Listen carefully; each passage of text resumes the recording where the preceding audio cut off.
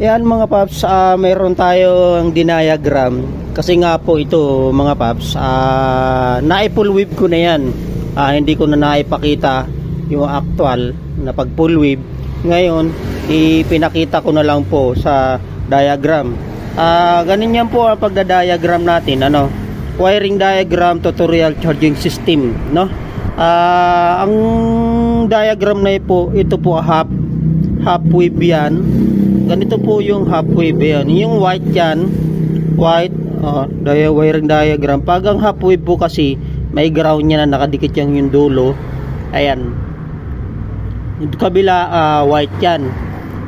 Ito, charging yan. Charging. At ito no, lighting, lightning. Diyan po nakakabit yung ignition switch, sa may ignition switch sa headlight yan. Ilaw half wave. Yan po yung mga half wave At kapag ginawa mo naman pong full wave mga paps, puputulin mo lang ito. Kakat yan, magiging ganito na. Yung ground, kinat na po, inalis na yung ground. Kaya magiging full wave na po yan. Full wave charging system na to mga paps. Ayan.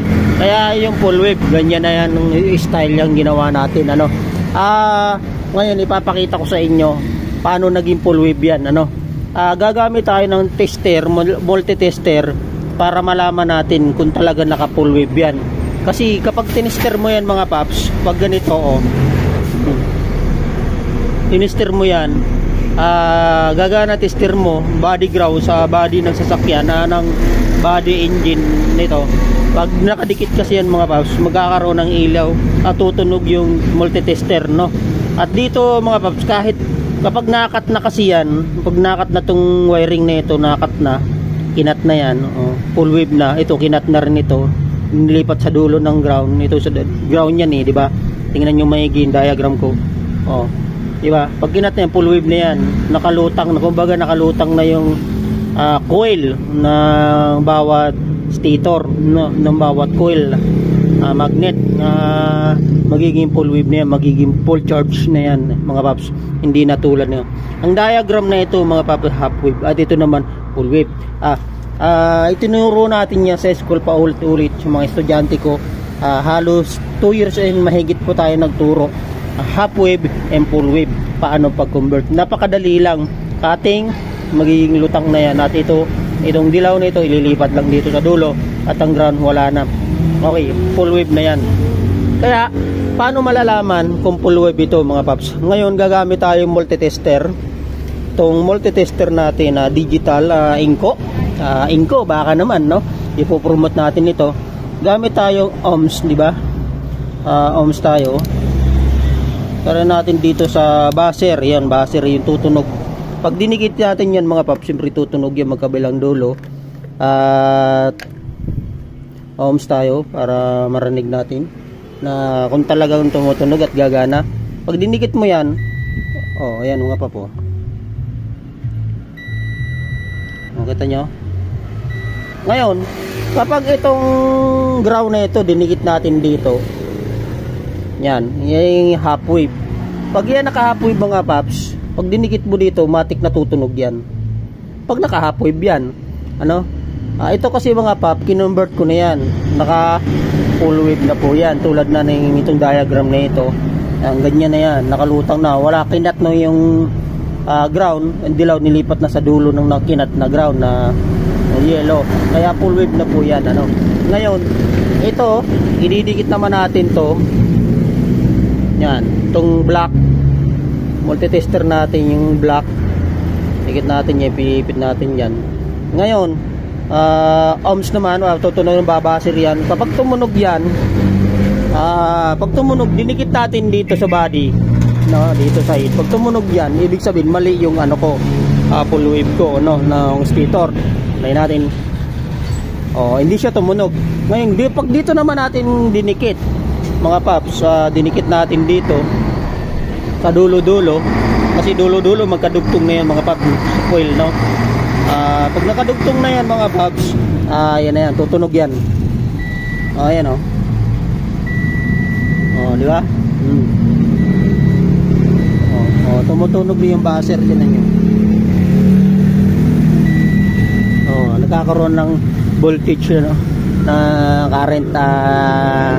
Ibig sabihin full wave na yan mga paps. Ganyan lang po ang pagte-tester. Kaya naka ano na po yan, full charge system na yung full wave charging system na yung stator. Ayan, no. Yan mga papa, sana matutunan nyo ang ganito mga tutorial at panoorin nyo lang mga paps, no, para may matutunan kayo, no. Ngayon idadiagram naman natin white, natanda nyo, white and yellow. Idadiagram naman natin itong Liuha regulator, ano, i-diagram natin, no, para maintindihan nyo mga paps. Yan na mga paps. Yan ay 5 pin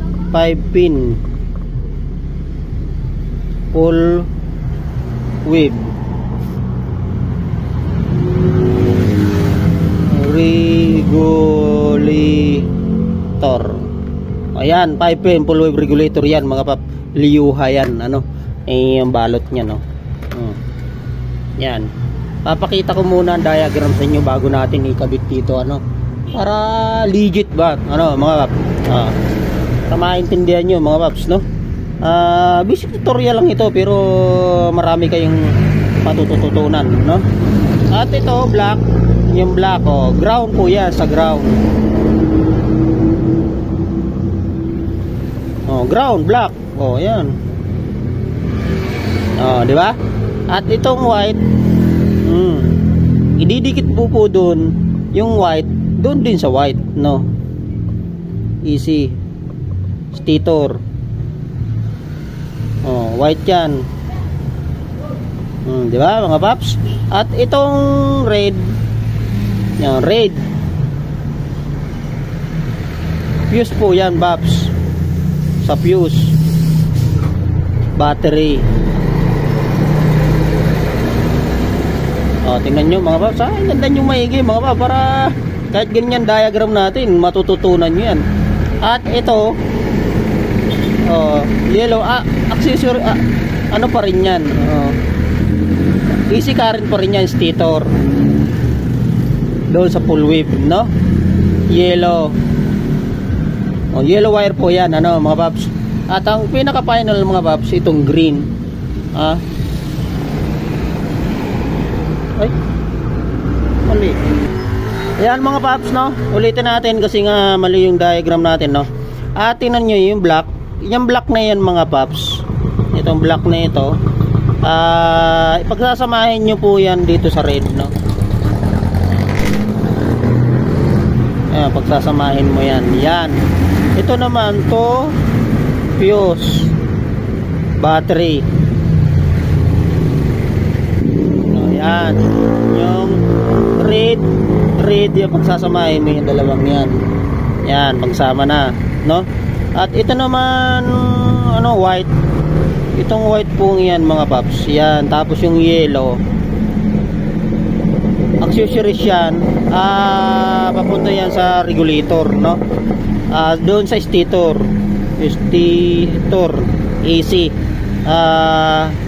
yellow at itong white, charging yan, easy charging from stator. Ayan, ano yan boss. At ito naman mga paps, ground. Ayan, ayan mga paps, black, ang black na yan, black at red, pagsasamahin yan mga paps, papunta sa 2 fuse battery, no. At ang white, itong white at yellow, ito na yan mga paps, no. Baliktaran yan dalawang, kahit baliktaran yan dalawa, pwede nyo ikabit yan mga paps. So yan, di ba? Kaya diniagram natin. At ang green, yung green wire, ito yung green wire, itong green, ilalagay nyo sa dito sa yan ground, didikit nyo sa ground. Ito ground na to, nandyan yung ground. Kaya ganyan po ang ating tutorial mga paps. Ito ground. Diyan ilalagay yan mga paps, no? Tinuro ko po ang diagram ng wiring diagram ng itong stator, at ito naman sa regulator. Ayan, paulit-ulit ko nang sinasabi. Pagsasamahin nyo ito, papunta, ikakabit sa red battery, at itong puti at dilaw dito nagmumula sa stator, ano? Yan, baliktar na okay yan, at ang green sa ground ng battery. Yan mga paps, sana makatulong itong tutorial na ito, na kahit basic lang ito, napakahalaga po ito mga paps na matutunan nyo. Diagram na natin mga paps para matutunan nyo, at kung sino man ang gustong mag-aral ng ganito, please share nyo na lang, paulit-ulitin nyo lang po mga papanoorin ang ganitong mga tutorial ko, para sa inyo yan, at para sa maging mahusay sa paggawa sa wiring, para hindi magkamali. Okay, next natin, ituro na natin yung actual na natin yan, ang pagkabit. Ano? Ngayon tinuro ko lang sa inyo ang wiring diagram at mga dapat gawin. Okay, ha? Ayan na mga paps, nalagyan na natin electric tape. Yan, yung white at dilaw, ang galing yan dyan sa stator. Ayan, no? Yan, nilagyan na natin tape yung dilaw. AC current ang dumadaloy dyan mga paps, papunta dito sa regulator niya sa loob. Ayan, o. Okay, next. Ayan mga paps, kailangan mga paps, doblehan nyo yung tape, kasi AC current po ang dumadaloy dyan sa white at yellow na wire na nag-uumpisa dyan sa stator. Ano? Kailangan balutan yung maigi yan mga paps, para hindi magkaroon ng short circuit, at hindi pwede kasi magsama yung DC current and AC current, no? Okay, okay, nalagyan na natin. Next natin step, ididikit yung green. Ang green mga paps ay sa ground. Yan, ground yan. To white and black, ano? Black and white. Ang white stripe na white ay yun yung ground. Pag mga Suzuki, ano mga paps. Okay? Ayan na mga paps, naikabit na natin, ano? Yung dilaw galing sa stator, at yung green papunta sa ground battery, at itong red na pinagsama natin yung black at red, yun po yung output DC papunta naman dito sa red. Ayan, red papunta sa susian, yan sa susian, at itong kabila naman ay papunta dito sa fuse, doon sa fuse, no? Ayan mga papa, ang pagpo-full wave mga papa. Pero bago natin i-sure na talagang yan ang ano natin, siyempre i-kickstart natin para makita nyo mga paps, no? Gagamit tayo ng test light, no? Kapag kinik yan mga pap, na umilaw yan, ibig sabihin good yan, ano? Okay, papakita ko sa inyo. Test light natin. Tinislight natin yan mga pap, siyempre kabit natin yung sa ground. Ito yung ground, no? Yan, nakaklam. Test light, ito. Dulo natin, tali natin dito. Ayan, Ayan, ground na yan, naka-ground na yan mga pap, no? Test light natin, Pag kinik yan, dapat iilaw yan mga pap, pagmasdan nyo mga pap kung iilaw ito, no? Okay, ay natin, ayan mga pap,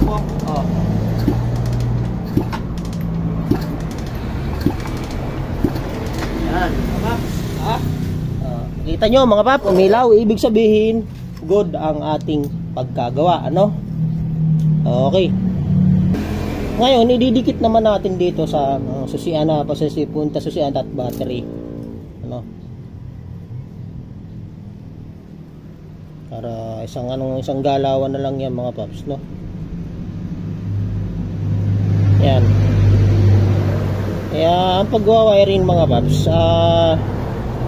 mahirap. Kailangan talagang aralin at planuhin, ano, para hindi magkaroon ng problema at hindi makasunog ng motor, no? Kung araw-araw mo naman nang ginagawa talaga mga pap, madali na lang ito. Paulit-ulit, parang trabaho na lang ito. Paulit-ulit na lang nagagawin, ano? Kaya ganyan po ang ano. Okay. Sa may mga Suzuki Rider G yan na binabagak nyo na, hindi nyo na benta nyo ha. Kung gusto nyo benta, dalhin dito sa shop, ayusin natin. Gusto mong i-restore, pagandahin natin. Kaya yan mga paps. Kasi ang mga ganitong motor matitibay at tipid. Ano? Yan. Ano natin, accurate na natin na balutan natin yan. Okay? Ayan na mga paps, na ilagay na natin mga paps, nakikabit na natin, okay na yung Liuha 5-pin regulator, naka-convert na yan. CDI naka-ready na, nabalutan na natin ang buong wiring. Kaya ito na po mga paps, good na to. Ganyan lang po ang pagpupulwib. Okay, maraming salamat. Please subscribe my YouTube channel. Please follow my FB page. Kung nais nyo magpagawa, pumunta lang dito kay Mechanic Dr. Motorcycle Shop. Araw-araw kami open 7:30 hanggang 8:30 ng gabi. Araw-araw, hindi po kami nagsasara. Okay, maraming salamat sa mga biyaya at pagpapala na ibinibigay ni Lord. Thank you po.